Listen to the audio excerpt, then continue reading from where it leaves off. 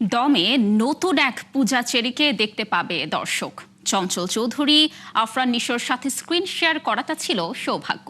সম্প্রতি গুলশানের একটি অনুষ্ঠানে এসে আনন্দযোগকে এসব তথ্য জানিয়েছেন চিত্রনায়িকা পূজা চেরি।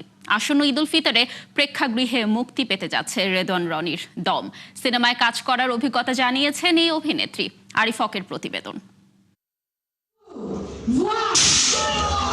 বেশ বড় পরিসরে নির্মিত হচ্ছে রেদওয়ান রনির সিনেমা দম। এরই মধ্যে কাজাখস্তানে শুটিং শেষ করে দেশে ফিরেছেন কলাকুশলী। সিনেমায় গুরুত্বপূর্ণ একটি চরিত্রে রয়েছেন চিত্রনায়িকা পূজা চেরি।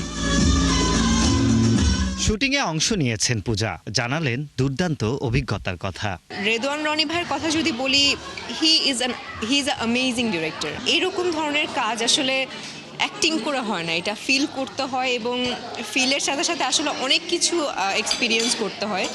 সো ওইটা যদি বলা শুরু করি শেষ হবে না, বাট খুবই ভালো ছিল অভিজ্ঞতা এবং কাজ করে আমি অনেক অনেক বেশি হ্যাপি। সিনেমায় মূল চরিত্রে অভিনয় করেছেন চঞ্চল চৌধুরী ও আফরান নিশো। গুণী অভিনেতাদের সাথে কাজ করাটাকে সৌভাগ্য বললেন পূজা। নিশো ভাইয়ের কথা আলাদাভাবে যদি বলি, মানে আলাদাভাবে বলার কোনো কিছু নেই। নিশো ভাই, চঞ্চল ভাইয়া, মানে দে আর ব্রিলিয়ান্ট। তাদের সাথে যে স্ক্রিন শেয়ার করতে পেরেছি, এটাই আমার জন্য অনেক বড় কিছু।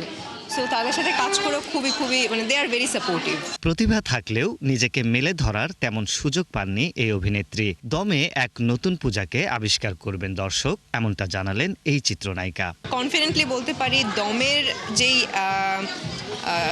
প্রেক্ষাপটটা এটা ভিন্ন ধর্মের।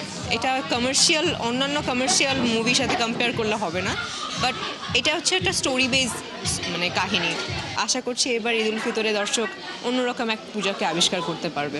ঈদ উল ফিতরে মুক্তি দেওয়ার লক্ষ্যে রেদওয়ান রনি নির্মাণ করছেন দম। প্রযোজনা প্রতিষ্ঠান আলফাই ও চরকি তাই প্রস্তুতিতে রাখছে না কোনো কমতি। আরিফ হক, ৭১, ঢাকা।